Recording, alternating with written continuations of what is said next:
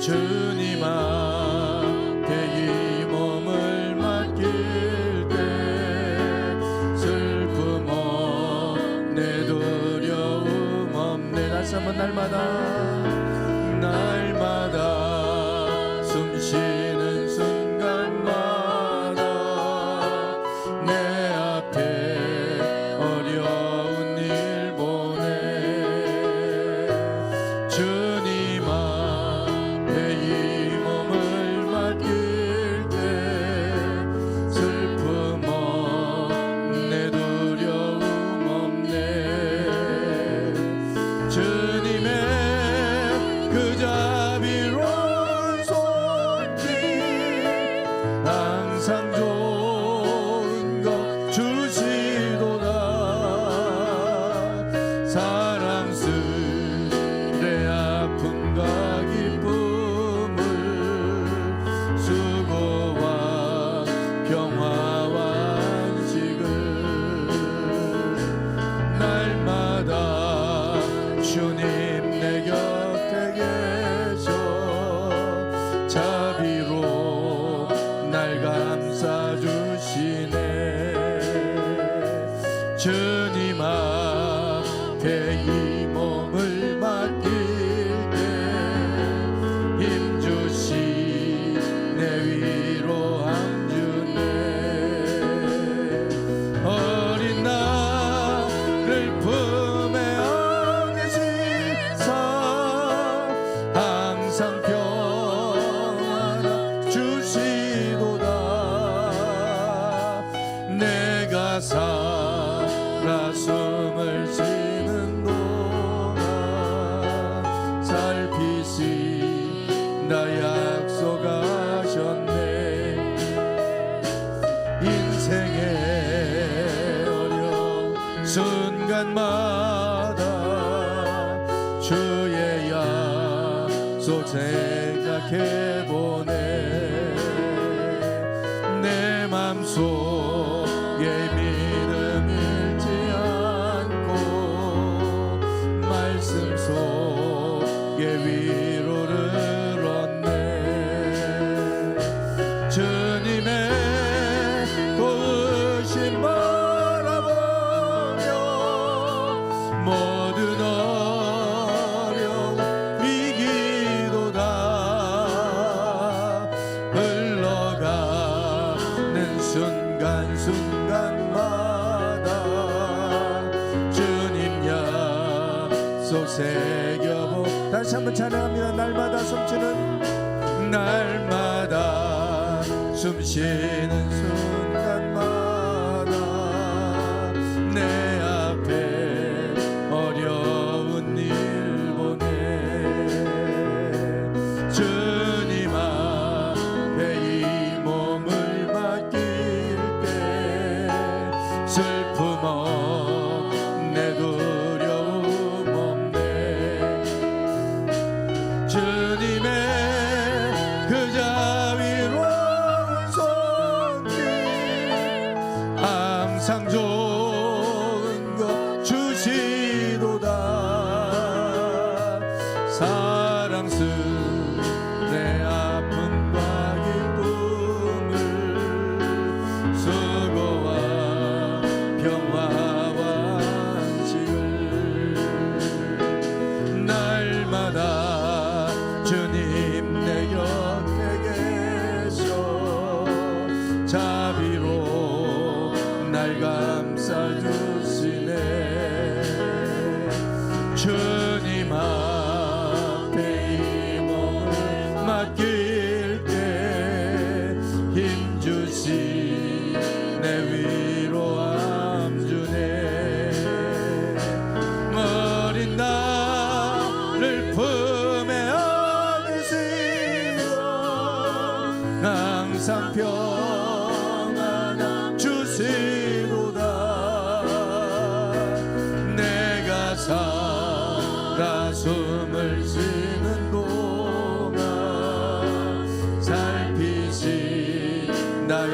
약속하셨네. 인생의 어려운 순간마다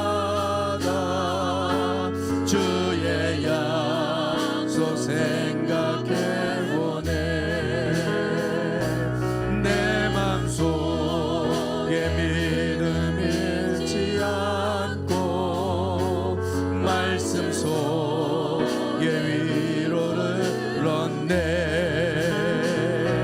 주님의 도우심 바라보며 모든 어려움 이기도다.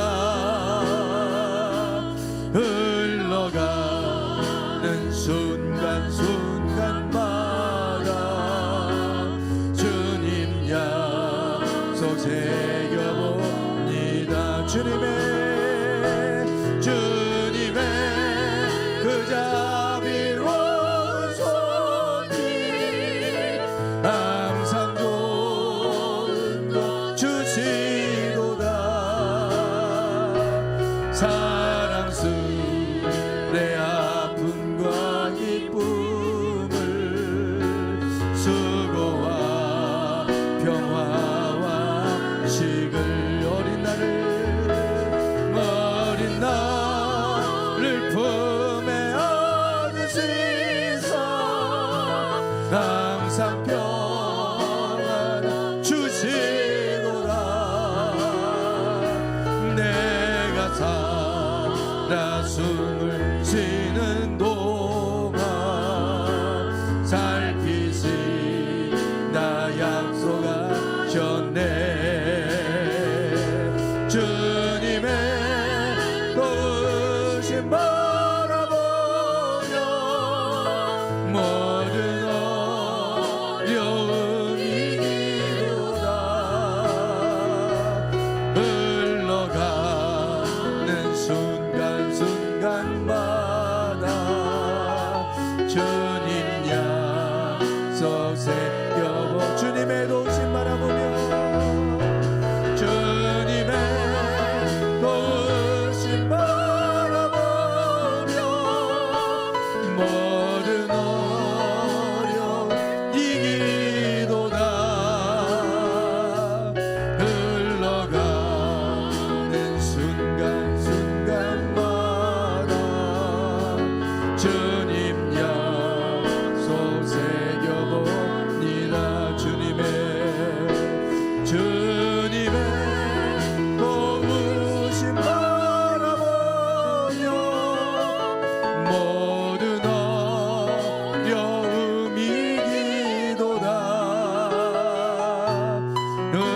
흘러가는 순간순간마다 주님 약속 새겨봅니다. 주님의 도우심 바라보며 모든 어려움 이기도다. 흘러가는 순간순간마다 주님 약속 새겨봅니다. 주님의 도우심 바라보며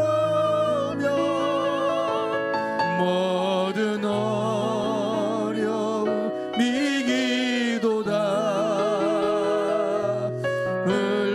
흘러가는 순간순간마다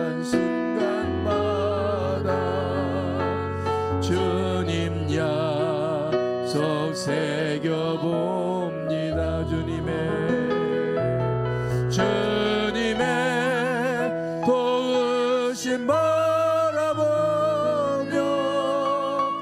모든 어려움 이기도다. 흘러가는 순간순간마다 주님 약속 새겨봅니다.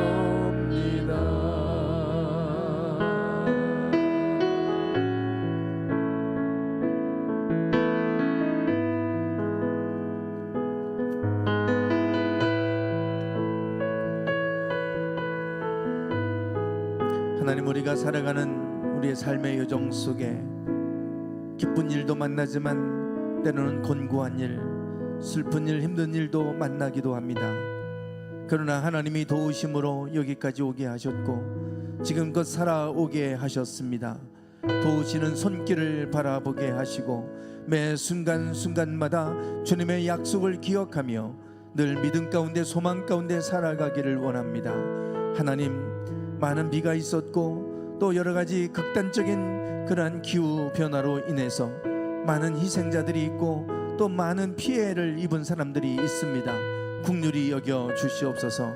이 땅을 긍휼히 여기시고 이 땅을 고쳐 주시옵소서.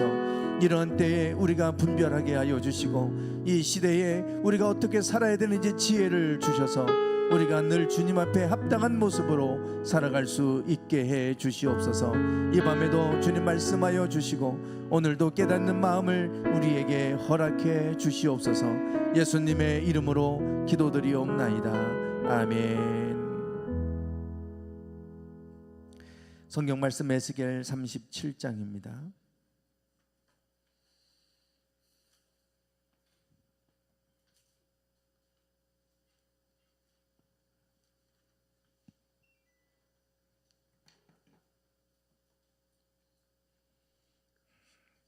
에스겔 37장 1절부터 11절까지.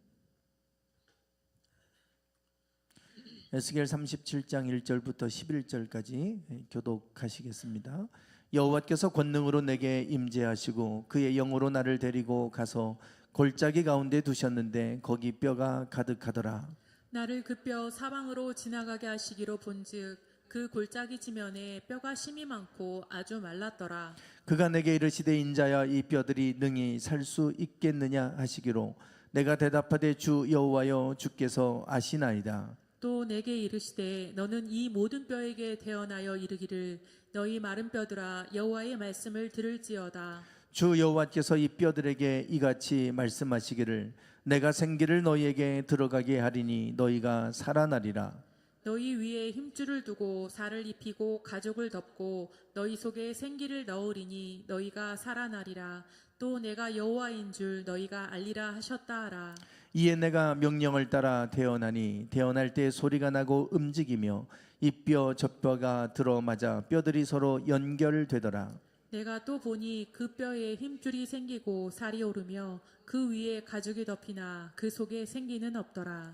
또 내게 이르시되 인자야 너는 생기를 향하여 대언하라. 생기에게 대언하여 이르기를 주 여호와께서 이같이 말씀하시기를 생기야 사방에서부터 와서 이 죽음을 당한 자에게 불어서 살아나게 하라 하셨다 하라. 이에 내가 그 명령대로 대언하였더니 생기가 그들에게 들어가매 그들이 곧 살아나서 일어나 서는데 극히 큰 군대더라. 또 내게 이르시되 인자야 이 뼈들은 이스라엘 온 족속이라. 그들이 이르기를 우리의 뼈들이 말랐고 우리의 소망이 없어졌으니 우리는 다 멸절되었다 하느니라. 아멘.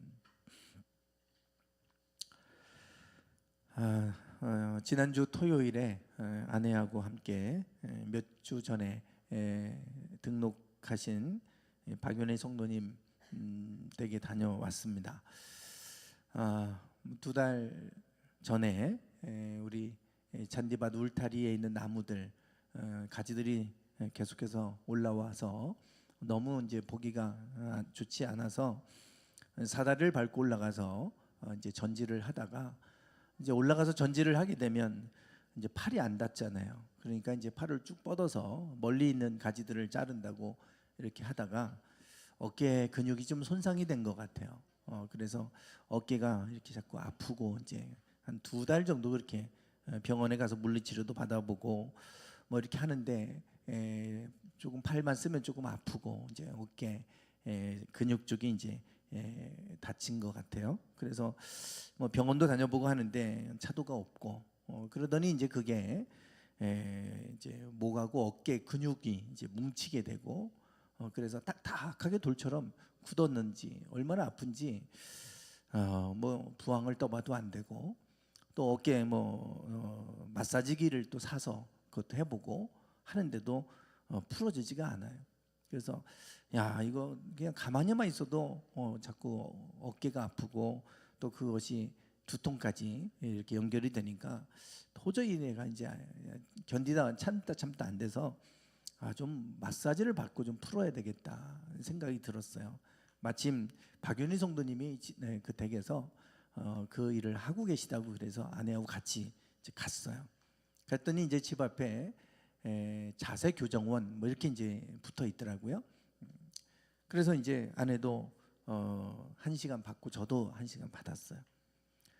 얼마나 악력이 센지 제가 다친 곳 아픈 부위를 손만 대도 이렇게 아픈데 그걸 누르는 거예요. 얼마나 눌러대는지 계속 비명을 질렀습니다. 그랬더니 이걸 뭐 세게 누르는 것도 아니고 대기만 하고 그러는 건데 자꾸 자극을 해서 해야지 그냥 나버려두면 안 된다고 계속 만지는 거예요. 계속 눌러대는데 그 주변을 누르고 막 근육을 누르고 1시간 내내 비명 지르다가 왔어요. 비명을 질러도 봐주는 게 없어요. 그냥 포기하세요 그러시더라고요. 포기하라고 그러면서 계속 눌러대는데 그렇게 아픈 거는 제가 처음이에요. 막 식은땀이 나더라고요. 식은땀. 내가 지금 뭐 하고 있나 가서 1시간 동안 돈 내고 가가지고 소리만 지르다가 비명만 지르다 왔는데 다음에 그래도 이제 많이 풀어졌어요. 많이 풀어졌는데 여전히 아직도 좀 뭉친 게 뭐 그렇게 뭉친 게 금방 풀어지겠습니까? 예전에는 그냥 가만히 있어도 아팠는데 이제 그러지는 않아요. 많이 풀어졌는데 그래도 아직도 좀 더 남아서 더 풀어야 되는데 가로 엄두가 안 나요. 또 1시간 또 비명 지르고 와야 되는데 자신이 없어요. 자신이. 그래서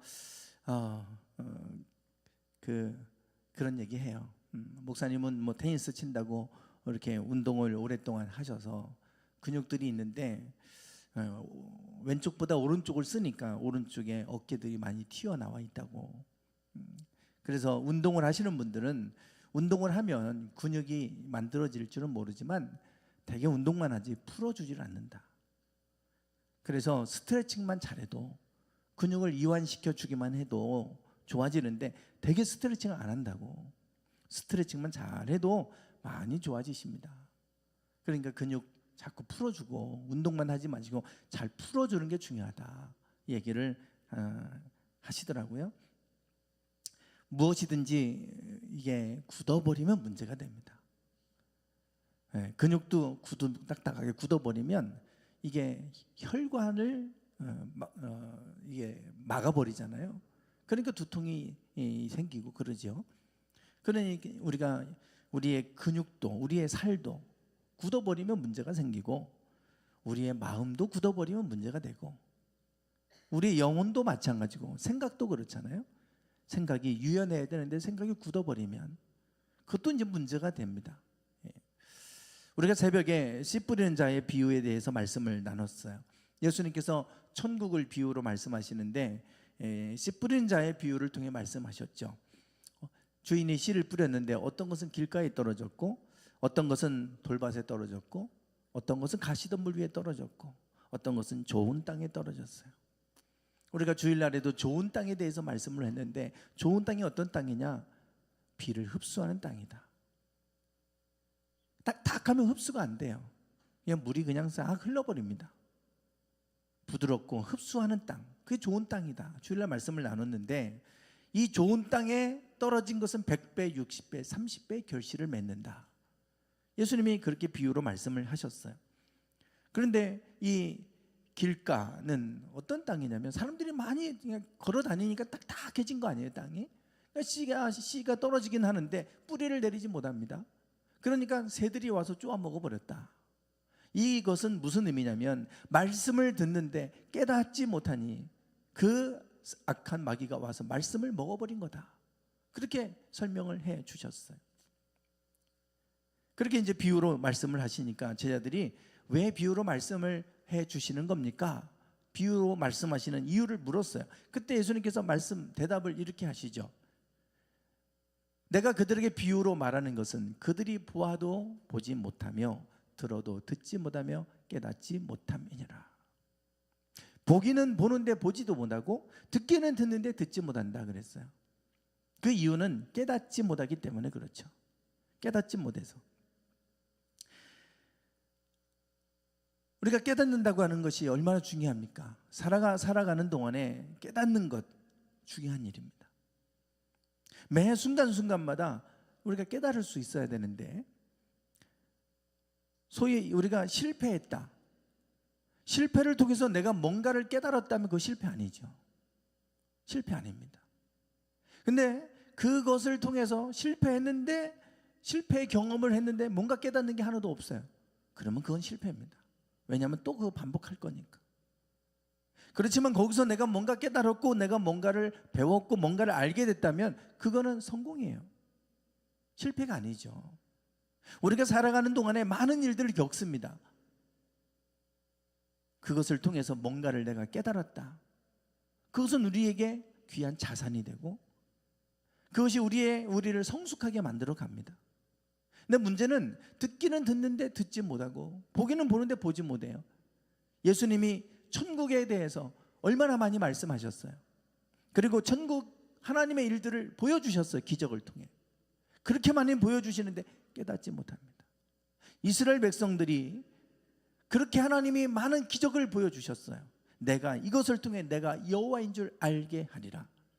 그러면서 10가지의 재앙을 통해서 하나님 여호와가 하나님이시라고 하는 걸 보여주셨잖아요. 온 땅을 다스리는 분이고 홍해를 가르고 광야 여정에 들어가서도 그 가운데서 하나님이 어떤 분인지를 다 보여주셨어요. 쓴물을 단물로 바꾸면서 내가 치료의 여호와다. 그리고 만나를 먹이시면서 내가 너희를 공급한다. 르비딘 광야에서 그 기도의 손이 올라갈 때 승리케 해서 내가 여호와 니시 승리의 하나님이다. 다 보여주셨어요. 그런데 그들은 깨닫지 못합니다. 가나안 땅에 들어가라고 하는데 안 가잖아요. 그 거인족을 보고는 두려워서 그들이 두려움에 사로잡혀서 가지를 않아요. 차라리 이 광야에서 죽는 게 낫겠다. 그렇게 많이 하나님이 광야에서 하나님을 보여주시는데 보고도 보지 못하는 거예요. 그렇게 많이 하나님을 보여주셨는데 그 가나안 땅에 거인족을 보고 있잖아요. 하나님을 보는 게 아니라.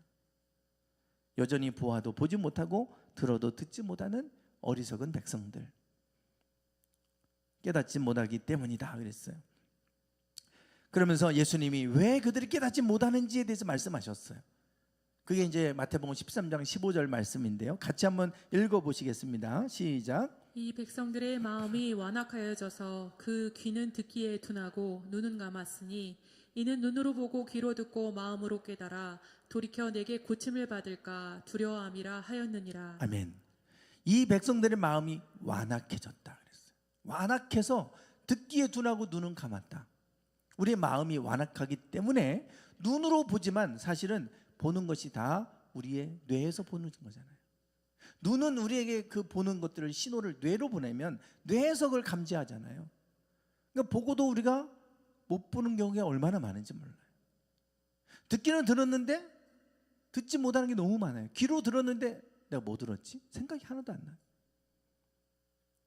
그 이유는 우리 마음이 완악하기 때문이다 그러는데 완악하다고 하는 이 단어가 파퀴노라고 하는 단어인데요. 두껍게 하다, 무감각하게 하다는 뜻입니다. 마음이 두꺼워졌다. 무감각해졌다는 거예요. 우리가 하나님의 말씀을 하나님의 말씀을 듣고 빨아들이는 마음 맞지 좋은 땅인데 그런데 왜 하나님의 말씀을 못 듣는가? 우리 마음이 무뎌졌다는 겁니다. 그게 두꺼워져서 그렇다. 우리가 어떤 사람들이 그냥 뭐 죄악된 일을 하는데도 아무 거리낌 없이 하면 간이 벗다 이런 얘기 하잖아요. 간이 두꺼워졌다는 거예요. 우리 마음이 두꺼워지는 거예요. 그러니까 감각이 무뎌지는 것이죠. 이걸 완악이라고 번역한 거예요. 악하다고 하는 것 자체가 우리가 죄악된 행동을 생각하지만 사실은 죄악된 행동보다 더 악한 게 뭐냐면 죄를 짓고도 죄책감이 없는 거예요. 죄를 짓고 내가 이렇게 하면 안 되지 그거 느끼고 있다면 그래도 가능성이 있습니다. 그런데 그렇게 하고도 내가 뭘 잘못했는데 이러는 사람들이 있어요. 마음이 완악한 사람들입니다. 죄를 범하는 걸 뻔히 알고 남들이 보면 다 아는데 아무렇지도 않게. 그래서 정치권에서 일어나는 거 보면 막 화가 나요. 어떻게 저럴 수 있을까? 그리고도 뻔뻔하게 아무렇지도 않게.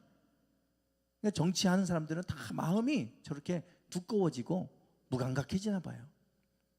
그래서 그런 걸 보면 우리가 화가 나는데 이게 마음이 저렇게 완악하다, 두꺼워졌다. 이렇게 지금 파키노라는 단어가 저런 단어인데요. 저 완악하다는 단어하고 동의어가 있어요. 파키노라고 하는 저 단어하고 동의어를 쓰는 단어가 또 하나 있어요. 저게 이제 완고하다는 표현입니다. 그들의 마음이 완고하여 오늘까지도 구약을 읽을 때 그 수건이 벗겨지지 아니하고 있으니 그 수건은 그리스도 안에서 없어질 것이라. 이게 무슨 말씀이냐면 구약 성경은 예수님을 보여주고 있다. 장차 오실 메시아를 말씀하고 있는 게 구약이잖아요. 신약은 오신 예수님을 증언하고 있는 게 신약이고, 그러니까 구약은 장차 오실 예수님을 보여주고 있는데 구약을 읽으면서도 수건이 가리고 있어서 예수님을 못 본다는 거예요. 그게 이스라엘 백성들입니다. 그리고 그들이 메시아를 그렇게 기다렸는데 메시아 왔는데도 못 보잖아요. 그리고 메시아를 죽여버리잖아요. 그렇게 기다려놓고. 그게 이스라엘이에요. 그게 완악하다 그래서 완악하다. 아이고, 완악하다. 여기 완고하다 그래요. 완고하다. 이게 완고하다는 단어가 이게 포로라고 하는, 아까 파키노하고 동의어로 나오는 단어입니다. 굳게 하다. 마음이 딱딱하게 굳어버렸다. 아까 완악하다는 거는 마음이 두꺼워져서 무감각해진 거고요. 이거는 마음이 딱딱하게 굳어버린 상태를 말합니다. 마음이 굳어버려서. 그래서 구약 성경을 읽으면서도 예수님을 못 보고 수건이 벗겨지지 않고 뭔가 가려워서 보지 못하고 있다. 마음이 완고해서 그렇다, 이렇게 말하고 있어요. 우리의 문제가 우리의 마음이 굳어지는 겁니다. 우리의 생각이 굳어져 버리는 거예요. 탁탁하게 굳어버려요. 그러면 말씀을 들어도 듣지 못하고 깨닫지 못하게 됩니다. 우리가 완고해지는 거, 우리가 나이가 먹으면 잘못하면 완고해질 수 있어요. 고집만 남을 수 있잖아요. 고집. 그래서 우리가 그런 사람들을 뭐 고집쟁이다 이런 얘기 하잖아요. 저도 그런 걱정이 돼. 내가 나이가 먹으면 고집만 남으면 안 되는데, 고집만 남으면 안 되는데. 아무리 합리적인 설명을 해도 그래도 싫어. 고집이에요. 고집. 그냥 싫은 이유가 없어요. 그냥 싫어. 그래도 싫어. 고집이에요. 고집. 나이가 먹으면 우리가 고집스러워지잖아요. 고집스러워. 내가 고집스러워질 수도 있겠다. 고집만 남으면 안 되는데. 완고한 거예요. 완고해요. 마음이 탁탁하게 굳어버려서 받아들이지를 못해요. 다른 사람의 생각을 못 받아들이고 다른 사람의 말을 못 받아들이고 그럴 수 있어요. 완고한 겁니다. 완고한 거. 그러면 사람의 말만 못 받아들이는 게 아니라 하나님의 말씀도 들리지 않아요. 문제는 그게 마음이 탁탁하게 굳어버리면 그렇게 된다는 게 문제인 거죠. 제가 목회 초창기 때 수요일 날 예배 때 찬양, 지금처럼 복음성가 찬양을 불렀어요. 기타 치면서 앞에서 제가. 그런데 장로교에서 오신 분이 계신데 이분이 찬양만 하면 고개를 푹 숙이고 있어요. 빠른 찬양하면 박수도 치면서 우리 찬양합시다 그러는데 박수 치지도 않아요. 한 번은 저한테 얘기해요. 목사님, 예배 때 복음성가 안 부르시면 안 돼요. 찬송가 부르세요. 찬송가. 왜 그러시냐고 그랬더니 복음성가는 가요입니다. 복음성가는 가요예요. 가요. 찬송가에 있는 것만 찬송이에요. 그러니까 찬송가 부르세요. 그러는 거예요. 제가 설명드렸어요. 찬송가가 뭐예요? 찬송가가 하나님을 찬양하는 노래잖아요. 그 가사가 하나님을 찬양하는 노래는 다 찬송가예요. 왜 찬송가에 있는 것만 찬송가입니까? 그 찬송가 안에는 옛날에 군가로 불렀던 노래도 그대로 있어요. 가사만 바꿔서 부르는 거예요. 민요도 있어요. 민요도. 가사만 하나님을 찬양하는 걸 바꿔서 우리가 부르는 거 지금 찬송가예요. 복음성가도 하나님을 찬양하는 노래면 그게 찬송가지. 왜 그건 가요고 찬송가에 있는 것만 찬송입니까? 제가 설명을 다 드렸어요. 그래도 부르지 마세요. 야, 완고하더라고. 완고해. 그러더니 결국은 교회 떠나셨어요. 그게 본질이 아니잖아요. 본질이라면 우리는 그거를 지켜야 되지만 본질이 아닌 거 가지고 왜 우리가 고집을 부립니까? 그건 얼마든지 바꿀 수 있어요. 변할 수 있고. 그러나 본질만큼은 변하면 안 되죠. 본질이 아닌 거에 대해서 우리가 잘못하면 고집스러울 수 있어요. 못 받아들이는 거죠. 마음이 탁탁하게 굳어버리면 그럴 수 있는데 문제는 하나님의 말씀이 들리지 않아요. 그게 길가예요. 길가. 예수님 비유로 말씀하실 때 오늘 본문 말씀해 보면 마른 뼈 환상에 대해서 말씀합니다. 이 마른 뼈 환상은 에스겔서의 말씀이잖아요. 에스겔에 보여주신 두 가지 환상 중에 첫 번째 이제 환상인데, 먼저 이 에스겔은 지금 어떤 상황에서 이 예언서의 에스겔 환상을 보고 기록을 하고 있냐면, 이스라엘이 솔로몬 이후로 두 나라로 나눠지게 되죠. 북이스라엘과 남유다로. 북이스라엘은 아수르에 의해서 기원전 722년에 멸망했습니다. 그리고 남쪽 유다는 북이스라엘이 멸망하고 136년이 지난 후에 기원전 586년도에 바벨론에 의해서 멸망하게 돼요. 그런데 이 유다는 하나님이 세 번의 기회를 주셨어요. 그러니까 한 번에 멸망한 게 아니고 세 번에 걸쳐서 멸망하죠. 첫 번째는 바벨론이 이제 남유다로 쳐들어왔어요. 바벨론 제국을 이겨낼 수가 없죠. 항복합니다. 그래서 그들이 멸망시키지 않고 항복을 받아들이고, 대신 너희들은 우리한테 군신 관계를 맺고 조공을 바쳐라. 그리고 돌아가는데 그냥 돌아가지 않죠. 약속 안 지키면 안 되니까.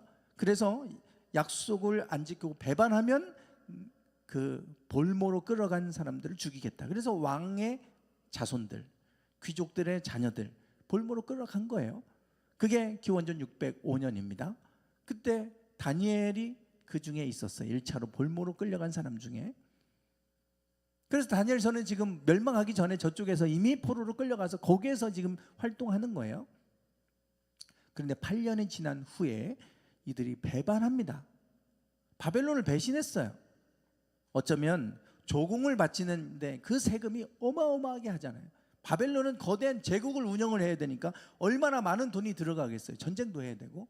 그러니까 막대한 조공을 받아가니까 그거 갖다 바치고 나면 나라가 살아갈 수가 없겠죠.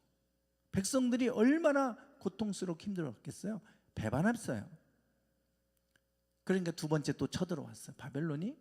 그때 역시 마찬가지로 당해낼 수가 없었습니다. 그래서 결국 항복했는데, 그러면 돌아와서 그냥 다 멸해버릴 수 있잖아요. 너희가 배반해? 싹 멸망시킬 수 있는데, 그들이 한 번 더 항복을 받아주고 그리고 또 돌아갔어요. 그때 또 볼모로 끌고 간 사람 중에 에스겔이 있는 거예요. 에스겔도 그래서 왕족이나 귀족의 자녀들의 명단에 포함된 사람 중에 한 사람인 거죠. 에스겔은 저 바벨론 땅에서 그곳에서 끌려가서 그곳에 있으면서 하나님이 환상을 보여주신 거예요. 그리고 말씀해 주신 것을 기록한 게 에스겔서입니다. 그리고 11년이 지난 후에 또 배반하니까 바벨론이 또 다시 쳐들어와서 세 번째 전쟁에서 완전히 멸망시키고 다 포로로 옮겨버리죠. 그게 3차에 걸쳐서 멸망하는 거예요. 그러니까 에스겔은 아직 멸망하기 전에 저기에 포로로 끌려가 있는 상태인데, 이 상황이면 이스라엘이 얼마나 지금 피폐해 있는지, 유다가 얼마나 피폐한 상황이 있는지 우리가 알 수가 있겠죠. 이런 상황에서 하나님이 에스겔에게 환상을 보여주신 게 마른 뼈 환상입니다. 그들에게 이스라엘, 유다, 그 당시 유다라고 부른 게 아니고 유다도 이스라엘이라고 불렀어요. 유다는 나중에 바벨론의 포로에서 돌아왔을 때 그들이 너무 특이한 삶을 사니까 뭐 손을 닦고 먹고 음식도 정한 음식, 부정한 음식 율법대로 이렇게 하고 뭐 이러니까 7일째 안식일은 또 그들이 구별해서 쉬고 일 안 하고 하니까 특이한 사람들이다. 그래서 유대인이라고 부르면서 그때부터 유대라고 불렀지, 그 전에 다 이스라엘이라고 불렀어. 그들이 어떤 상황에 있는지 하나님이 마른 뼈 환상을 통해 보여주셨어요. 하나님이 에스겔을 깊은 골짜기로 데려가셨어요. 환상 중에. 그리고 그 골짜기에서 지금 에스겔을 보여주셨죠. 에스겔의 환상을 보여주셨는데 그 골짜기에 뼈들이 가득했다 그랬어요.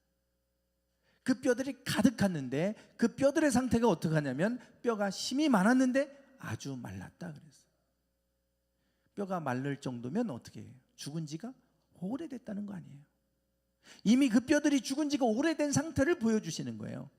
죽은 지 얼마 안 된 게 아니고요, 이미 죽어서 다 부패했고 뼈까지도 뼈가 다 부패하고 없어질 때는 시간이 오랜 시간이 걸리는데 뼈들도 심히 말라버릴 정도로 부패가 심각하게 진행된 걸 보면 죽은 지 오래됐다, 이걸 보여줍니다.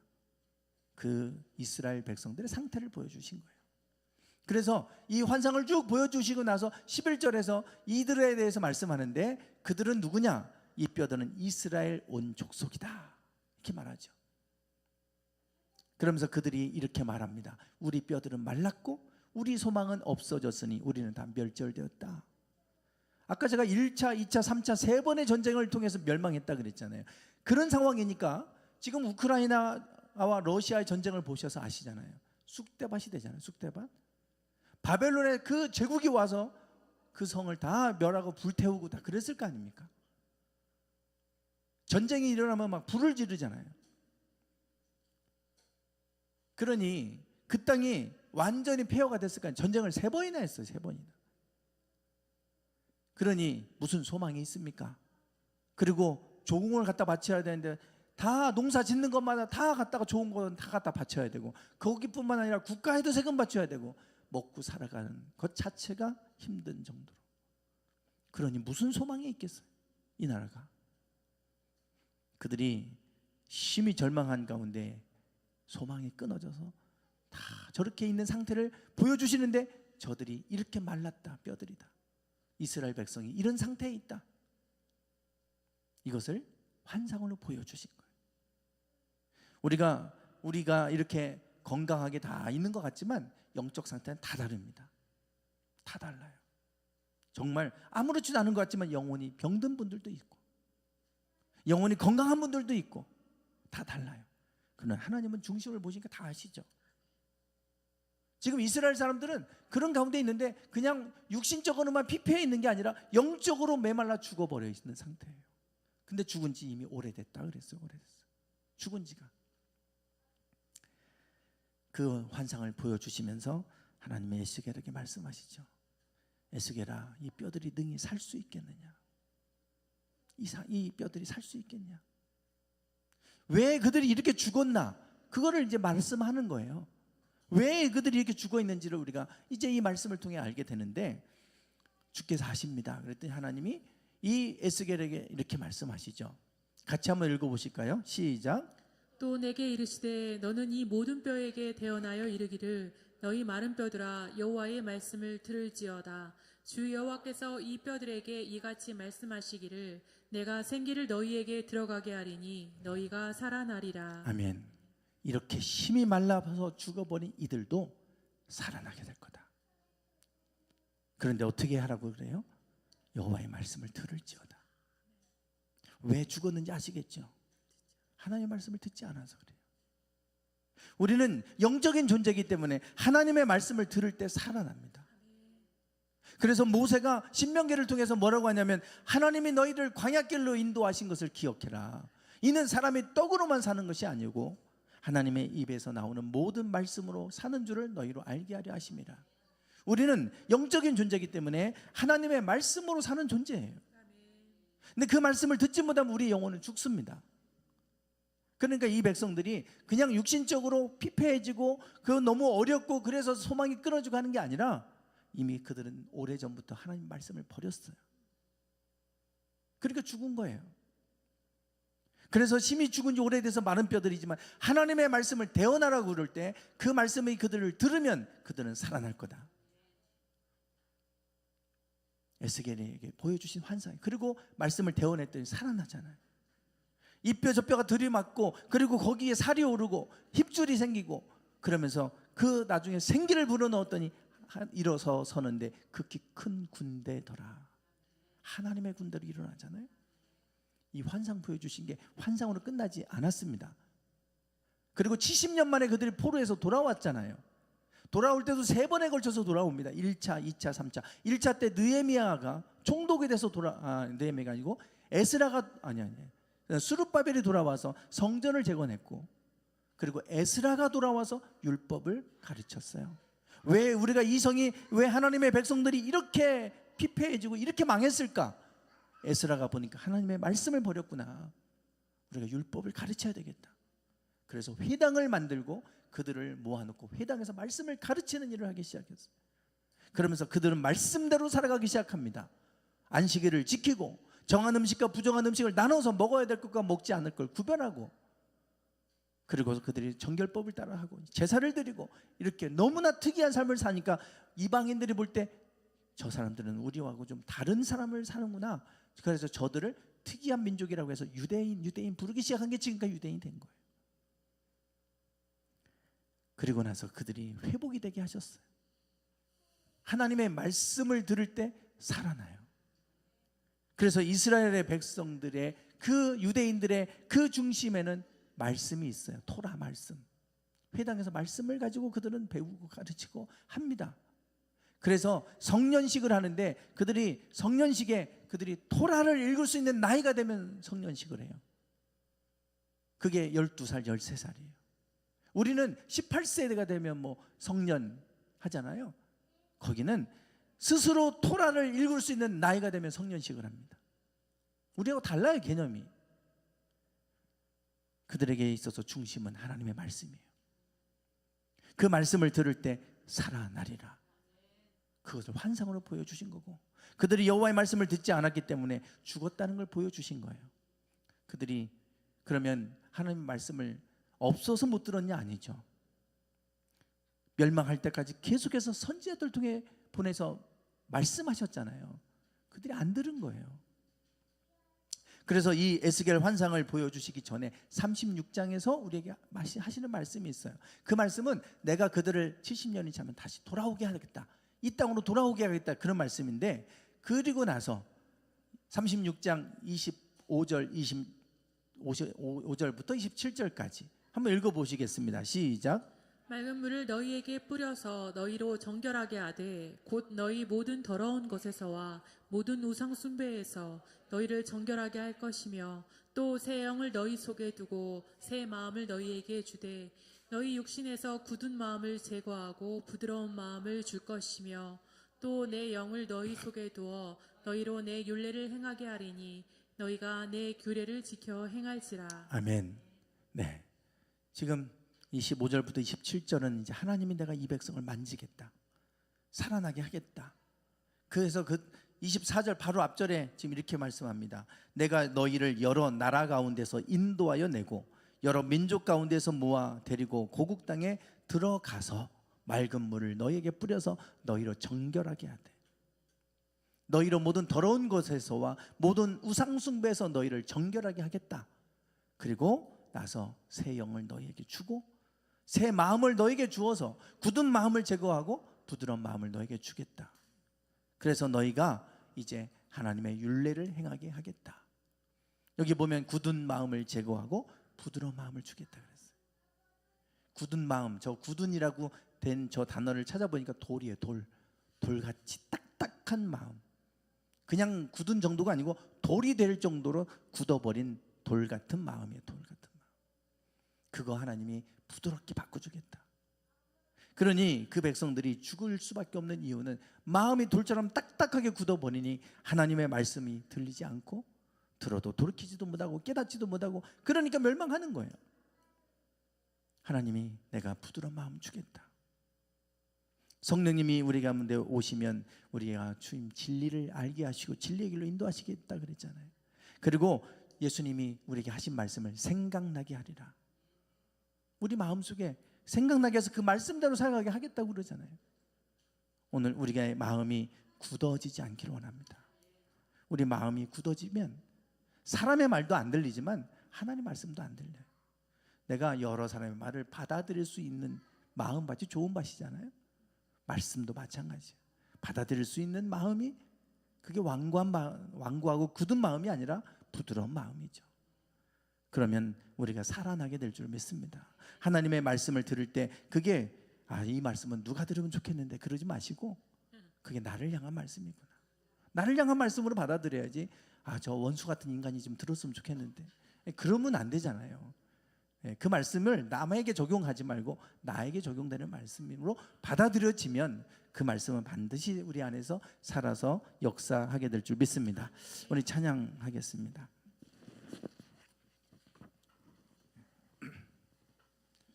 주님을 보게 하소서.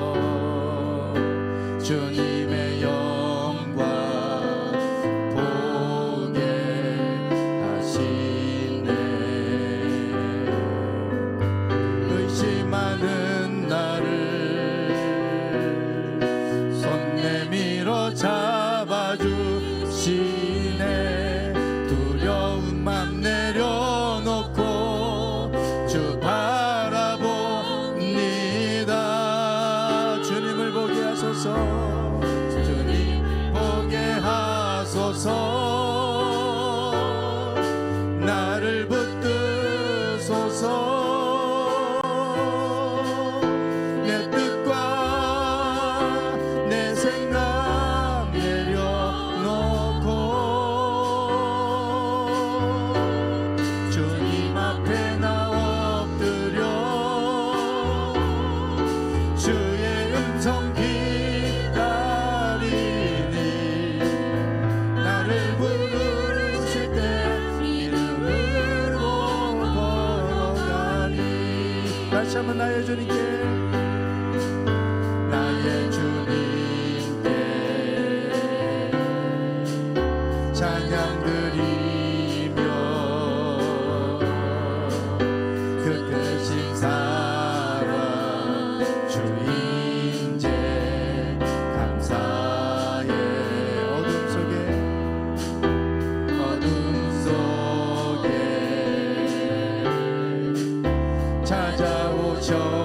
찾아오셔서 주님의 영광 보게 하시네 의심하는 나를 손 내밀어 잡아주시네 두려운 맘 내려놓고 주 바라보니 주님을 보게 하소서 보게 하소서 나를 붙드소서 내 뜻과 내 생각 내려놓고 주님 앞에 나 엎드려 주의 음성 기다리니 나를 부르실 때 믿음으로 걸어가니 주님을 보게 하소서 주님을 보게 하소서 붙드소서 내 뜻과 내 생각 내려놓고 주님 앞에 나 엎드려 주의 음성 기다리니 나를 부르실 때 믿음으로 걸어가니 주님을 보게 하소서 주님을 보게 하소서 나를 붙드소서 내 뜻과 내 생각 내려놓고 주님 앞에 나 엎드려 주의 음성 기다리니 나를 부르실 때 믿음으로 걸어가니 주님을 보게 하소서 주님을 보게 하소서 나를 붙드소서 내 뜻과 내 생각 내려놓고 주님 앞에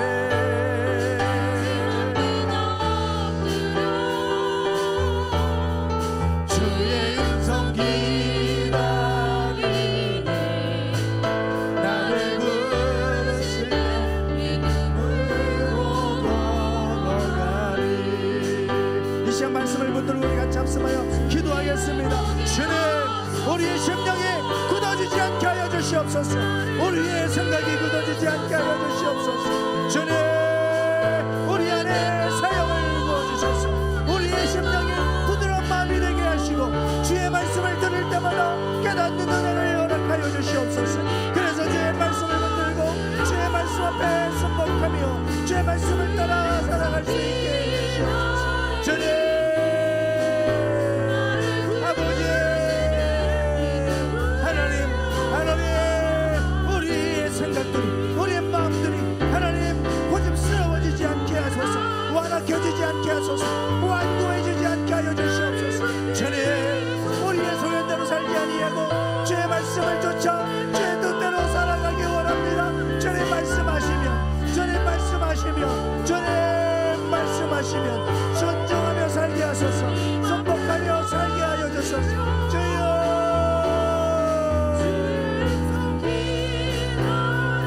아버지 주님 하나님 아버지 하나님 우리의 생각이 열려지게 하소서. 우리의 생각이 열려지게 하소서. 내 뜻대로 내 고집대로 내 맘대로 살지 않게 하시고 아버지 하나님의 뜻을 따라 아버지 하나님의 뜻을 쫓아 아버지의 뜻대로 순복하며 순종하며 살기 원합니다. 순종하며 살기 원합니다. 순종하며 살기 원합니다.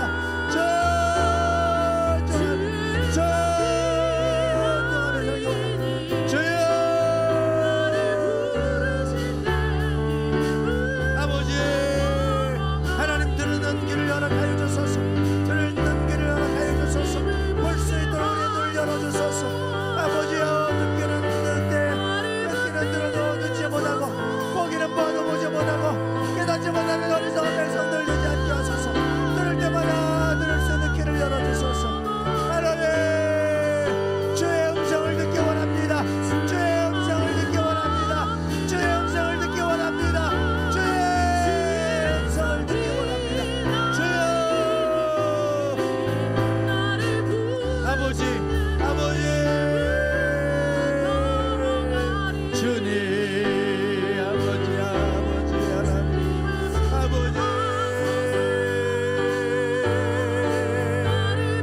아버지 아버지요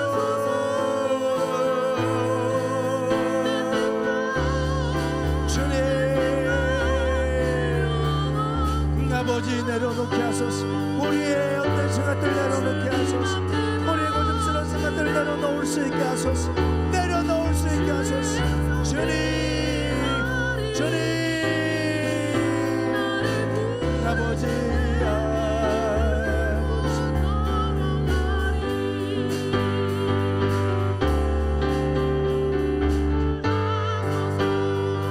주님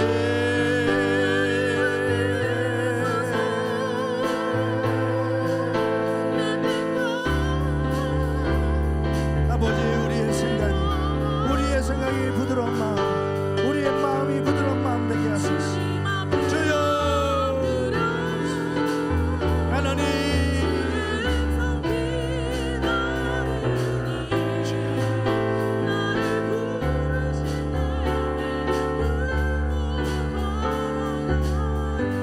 아버지